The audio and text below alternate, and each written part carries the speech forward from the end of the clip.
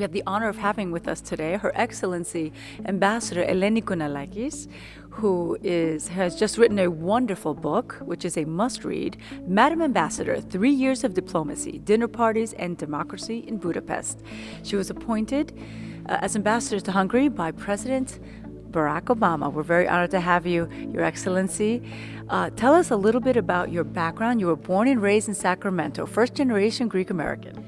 That's right. So my father immigrated from Arcadia, right outside of the town of Tripoli, and I grew up on the banks of the Sacramento River, and our community was basically all of the Greek-American community, our church community, and many years later found myself as the first Greek-American woman to be an American ambassador, which is something that I'm very proud of.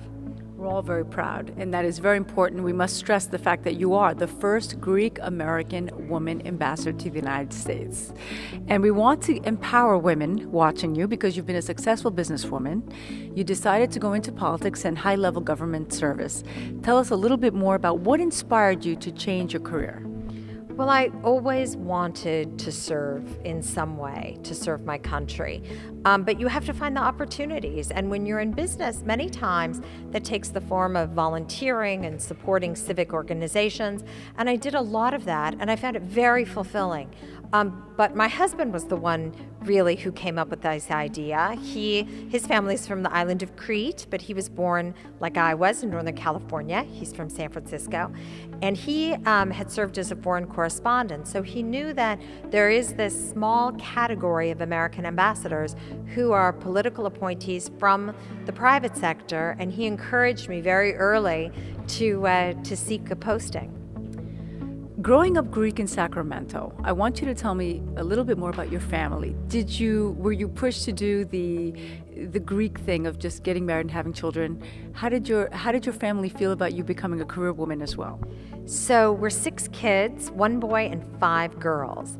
And I think my father was in that category of Greek fathers that looked around at all these opportunities for young girls, for women, and thought, I want my daughters to achieve things too. And so he was flexible enough, and I think, as I said, many Greek-American men looked at the opportunity that existed for their daughters and wanted them to have a chance at those things as well. Well, you had a challenging post-communist transition to democracy. Tell us a little bit about those challenges. Well, it was a challenge, and I do talk quite a bit about this in my book. Hungary was a Soviet satellite country, and the United States has worked with them over 25 years to help them with their transition to democracy. But democracies are always works in progress. They're not easy to sustain. Our democracy certainly isn't perfect, but we are the longest running democracy in the history of the world, and certainly the most notable one. And we share these experiences with countries that are looking to strengthen their own. And so this was a tumultuous time, I think, for the Hungarians, and the United States engaged. And it wasn't what I thought would be happening when I got to Budapest, but it ended up being a very intense experience, and one that I wanted to be able to write about, not just for the Greek-American community, of which I'm so proud, but also really anyone who wants to have a sense of how the United States engages with its diplomacy and advances our interests and our values around the world. So what are some of the memories that you've taken with you from this experience? I have so many memories, so many wonderful memories of the Hungarian people and their graciousness. Some incredible memories that are afforded to you by your status in a country. I walked into rooms in universities that people just don't get to go into. Rooms that for 100 years have housed collections of books that were put together by counts and countesses during the Austro-Hungarian Empire that survived a very tumultuous time for Hungary in the 20th century. So it's a very privileged position to be in. And again, I wanted to share some of those experiences, which is why I came home and wrote this book. Well, we're all going to buy it. We all have to read it. And we're all going to get on Amazon and we're going to talk about it. Give me a little bit of insight. I mean, you have all the insight on how the United States implements foreign policy. What is the United States position on the Greek economic crisis? Well, I'm really happy that you asked about that, because I think it's something that your viewers are very interested in, and it's something that I think about now on a daily basis, and I do what I can to engage. Greece and the United States have had a very strong and productive relationship for well over a century, and I think it's very important for Greek Americans to remind their friends and their colleagues and their communities that Greece and the United States, we were allies during World War I, we were allies during World War II, and after a terrible civil war, Greece ended up on the right side of the Cold War with us. And this relationship is very important, not just because of this sentimentality, either of the history or of being Greek Americans. It's important because Greece is a strategically located country and a very, very reliable friend. And we need to see a Greece that is strong and stable, not just because we want to see the best outcome for the Greek people, which of course we do, but also because we want to see the best security position for Europe and for the United States. And so reminding our friends out there of this long relationship and the strength of the relationship between the Greece and the United States is very important. And it's something that I have been doing as much as I can, as often as I can, over these last few months, as Greece finds itself again on the precipice. Because of your Greek background, what is your advice to some of the Greek citizens watching today on how they can overcome these horrible times? Greeks have persevered. They are survivors. And it is most important that the Greek people have the basics, certainly, and I know that there are major efforts underway. I'm part of the Hellenic Initiative, which is doing our part to try to help organize the support for the humanitarian crisis that is existing there. But everybody in our communities can do what they can to help. If you have family, if you have friends, if you have a little bit that you can help with them, I really encourage people to do that. But the Greeks will muddle through. And I think that, again, there is a psychological aspect of this, and reminding our friends and our family in Greece of their important role in history, of their fortitude at this time, and of how special Greece is.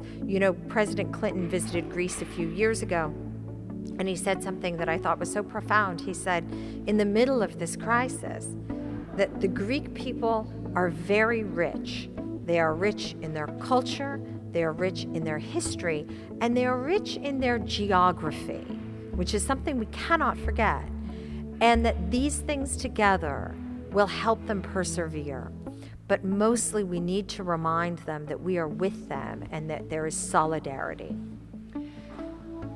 You are a great supporter of Hellenic studies. You have founded 2 chairs in Georgetown University. How important is it to continue Hellenism on many levels, not only language, but the studies? So my husband and I founded a chair at Georgetown and one at Stanford. And we're very passionate about Hellenism. And what I really like about the idea of Hellenism is that this is something that we share with many Americans. And we live in communities where there's lots of intermarriage and many people coming into our culture. And as Greeks, we welcome that. But whether you can trace, how far back you can trace your Greek bloodline, the fact of the matter is when you embrace Hellenism, you're embracing Greek culture, and that is an unbreakable bond that we have with our past. And a message to the Greek American women who are watching us about empowering them to follow through on what they believe and what they want to accomplish in life on a career basis, and how they should perhaps pursue a political career. Well, look, so it's been said, and I'm very proud to be the first Greek-American woman to be a United States ambassador, but I don't want to be the only one for long. So I hope that young women out there who are thinking about what they might want to do, if you love languages, if you love travel, if you love history, if you love political science and you love politics, read the book, and hopefully it will help to give you a roadmap of what you might be able to do to one day also become a Greek-American ambassador. Madam Ambassador, ευχαριστούμε πάρα πολύ. I say to you Greek, γιατί μιλάς και λίγα ελληνικά. Μιλάτε? Βέβαια, προσπαθώ. Where can someone find the book? Well, you can find it at your local bookstore. I'm a big fan of bookstores, and if we don't buy books from the bookstores, we're not going to have them anymore. So that's the first place to look, but if you have trouble, you can always go to Amazon and order it there.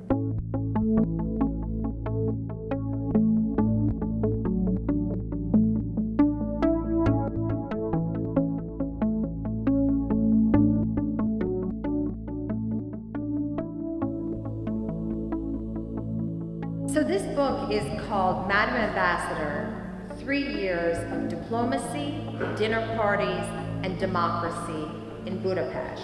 I'm so honored and happy to be here with Father Alex Carloutos and Presby Xanthi to be part of this lecture series that you have here in Southampton. It's so beautiful. Father Alex was driving me around a little this afternoon, and of course he gave me a tour of the church, and it's just beautiful and a beautiful community.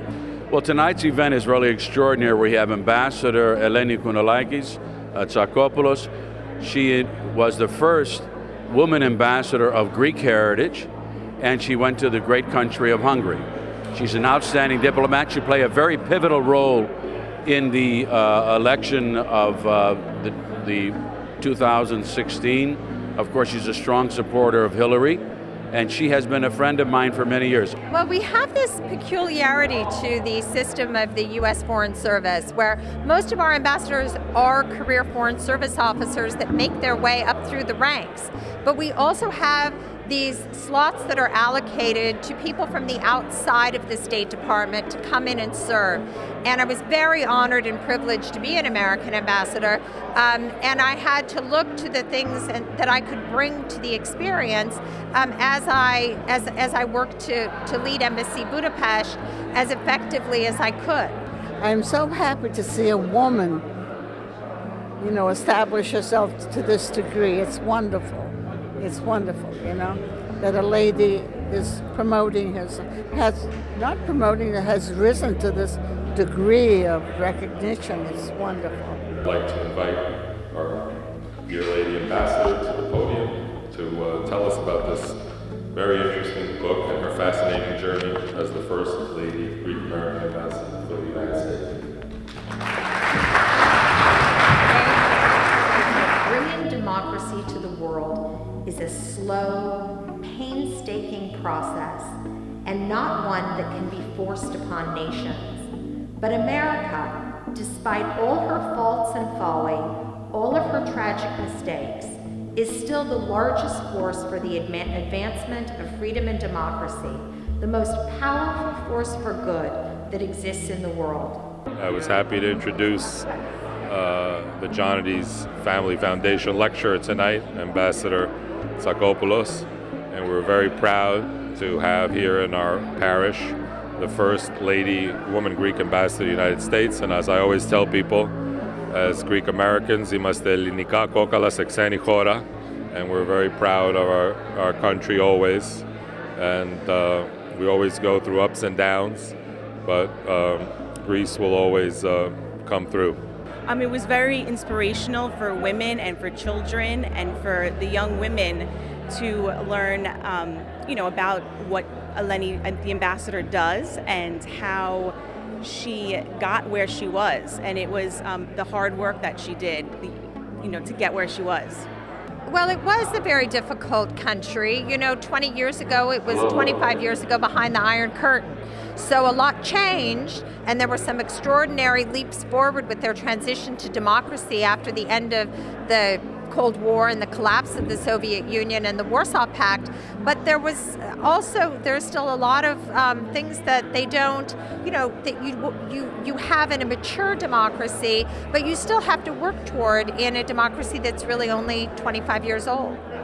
1 year into my ambassadorship, I was more convinced than ever that there was indeed a battle between good and evil that raged in the world. I didn't think of this blessing strictly in religious terms. My years of work promoting interfaith understanding had made me respectful and embracing of all the world's religions. To me, it was about the rule of law, democracy, and freedom. Ambassador Eleni Kunalákis shared her experience with the Greek-American audience in her book, Madam Ambassador, 3 Years of Diplomacy, Dinner Parties, and Democracy in Budapest.